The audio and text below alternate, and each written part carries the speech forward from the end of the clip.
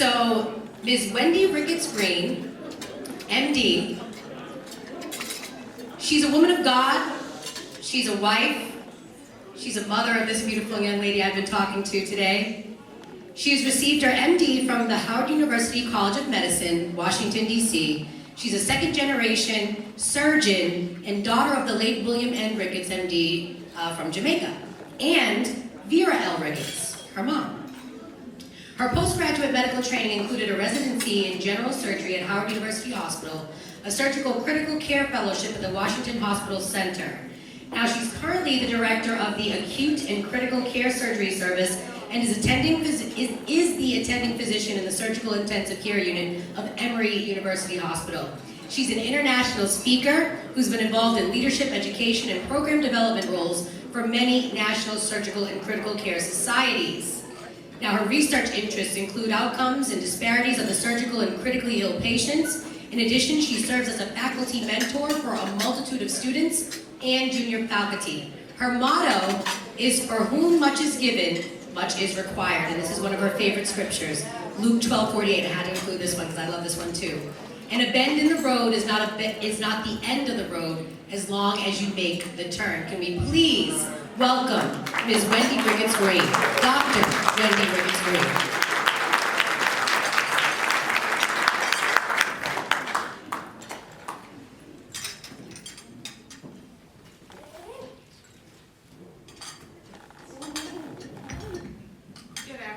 Everyone, thank you so much for this opportunity to come and speak amongst such a distinguished group of people. Yes, a bend in the road is not the end of the road, as long as you make the turn. I want to thank the Elaine Bryant Foundation sponsors and students that have taken their time on this Cinco de Mayo to celebrate and support the phenomenal STEAM students, parents, and advocates of higher learning. I have been given the charge to discuss my educational road, the mentors along my journey that provided guide rails, and those advocates that paid the tolls or directed me toward a better path. Even the roadblocks and detours along the way helped me to get to my current position as a woman of God, wife, mother, and surgeon scientist. Yes, I am a Jamaican, second-generation surgeon, proud product of my father, the late William N. Ricketts, as was stated.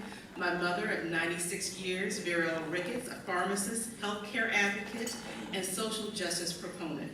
My sisters, Vicki, Burley, Renee, I am the wife of Damon L. Green and mother to one, Chloe Green here.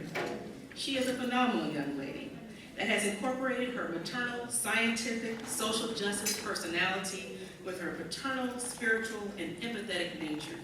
She is our pride and joy and makes the world a better place each and every day she is in our presence.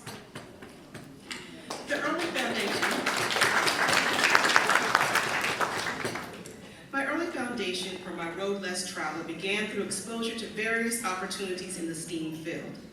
Although I did not get as good an education as I could have if I had gone and been trained in Jamaica, I did study both science,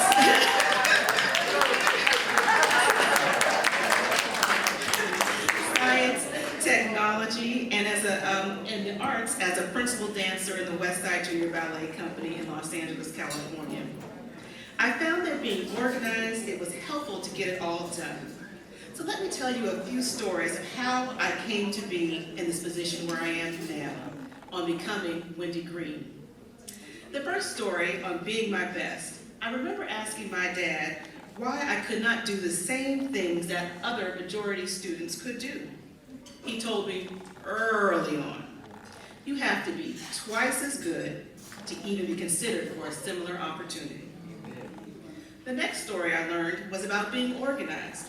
I was recently at home going to the homegoing service of my artistic director, Carolyn Skyers, for our dance company. And she taught me throughout the years that I could balance both my science and my arts by studying in between rehearsals and performances, and that allowed me to be more organized in my schoolwork also. The next story on my journey was about how I surrounded myself with like-minded individuals, whether it was in high school or college, being surrounded with people who were on that similar journey towards service, outreach, research, getting good grades, making sure that I prepared for my MCATs, and being involved in pre-professional programs. All that was helpful when the times were difficult and I didn't know if I wanted to go on. Now, of course, no road is smooth. There are always obstacles. But remember, the best sense is box sense. And you too can overcome those obstacles and goals that you choose to desire to have. I had a number of counselors in high school and college that said, trying to get into Berkeley. I did, but they were like, why are you going to apply to Berkeley? Maybe you should try to stay somewhere local. Not seeing, although I was taking advanced placement classes, why wouldn't they try to push me further? I wanted to make sure that I achieved my goals, despite the counselor saying no. Another bend in the road occurred when I was in my fellowship training, and I had the opportunity to open up Grace Surgical Associates, where I was in private practice with a colleague, where we brought spirituality and surgery together. We chose to make this a way for us to give back to our community and provide dignity and respect with that care. Currently, there are roads and obstacles that I can't even imagine, and especially being in higher education, where there are less than 10% of the female faculty are full professors. We have acquisition and retention problems that limit the rules of us being able to get to leadership positions as in our institutions. So what can we do with this? Some of them are due to our own are due to extrinsic factors, and some of them are due to our own limitations. What are we putting on ourselves? Why don't we believe enough in ourselves? Not believing we should have a seat at the table because we feel like we are imposters. This has been based upon the 1970s research where Dr. Clance and Imes had studied the imposters phenomenon.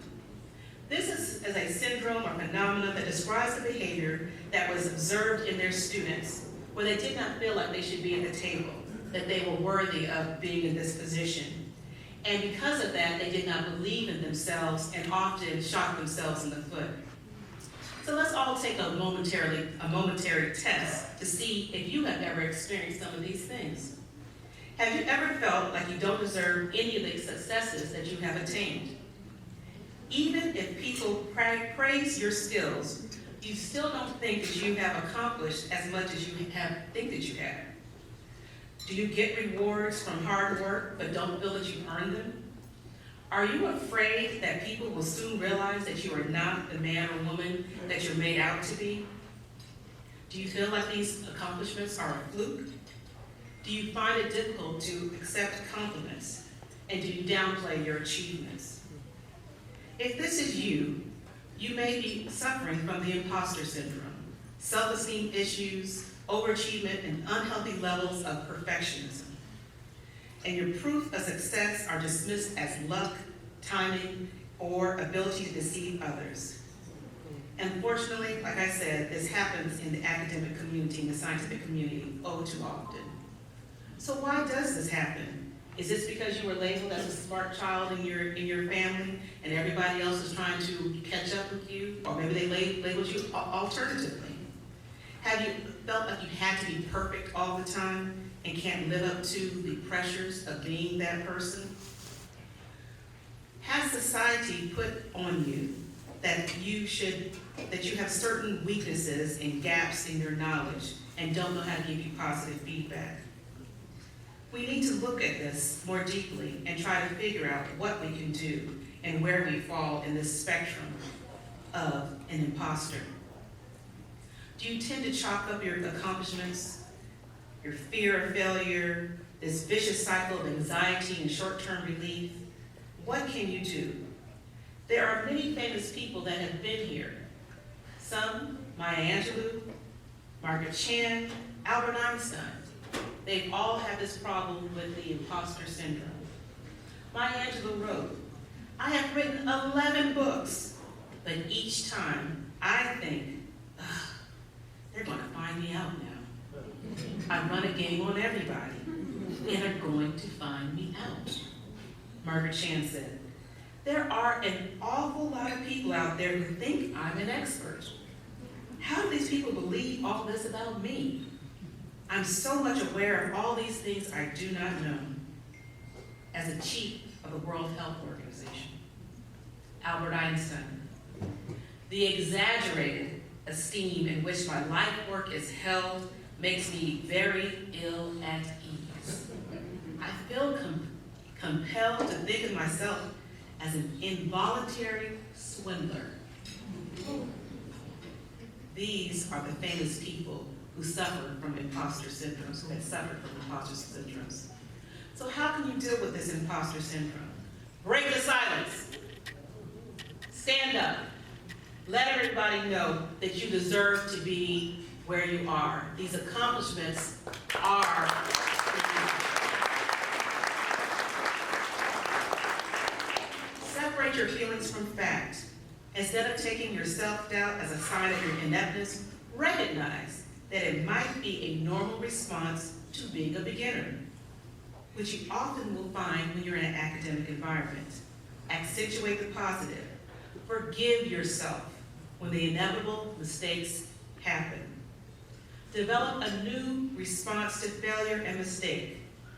Taken from Henry Ford, failure is only the opportunity to begin again more intelligently. Develop a new script, visualize success, fake it till you make it. Own it, believe it. As we challenge this imposter syndrome, I want to make sure that you are more inclined, that you understand that as underrepresented minorities, that we are often more inclined to suffer from this, also as women. So we have to surround ourselves with people who can support us and talk about the situation. So challenge the imposter syndrome by leveraging your resources, evaluate your environment, and don't let things scare you away. Realize that there's power in your voice. Take a strong stance. Make sure that your tones and inflection respect your authority, and that you emphasize your words clearly and talk with purpose. Believe that you're supposed to be there. In addition, in the STEAM fields, it is important that you remove this challenge so that you can discover the next incredible solution to the future. There have been some other imposters. One, a Dr. James Berry. Dr. Berry was a medical, had an astounding medical career from 1815 until 1864. He was a pioneering British military surgeon, stationed all over the world and fought for better food, sanitation, and proper health care, as well as for the soldiers in their area. Knowing that he was dying, he gave strict instructions that no postmortem exam was supposed to be done. But when he died, his body had to be laid out for burial, and a woman who came to watch realized that something was amiss. In fact, Dr. Berry was a woman and had stretch marks to represent that there had been a child conceived. This was hushed up, kept quiet. The imposter syndrome carried on. Dr. Miranda Berry, James Miranda Berry, had only one person who knew of this secret, her Jamaican servant man, Mr. John, who kept that secret to his grave also. We understand that sometimes the impersonation or the imposter syndrome can go deep to accomplish certain achievements in one's life. But let's hope today that we can break the silence, that you are not going to allow yourself to be kept down by these imposter syndrome feelings, and that you will move forward in a strong,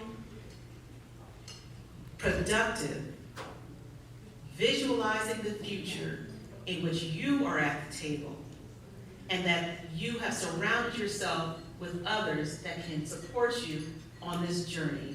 I wish for all the students in the STEM program and the STEAM program that you carry on today, realizing that your challenges are obstacles that you can use to build upon to go higher, and that you do deserve a seat at the table. Thank you very much, and for the opportunity to speak.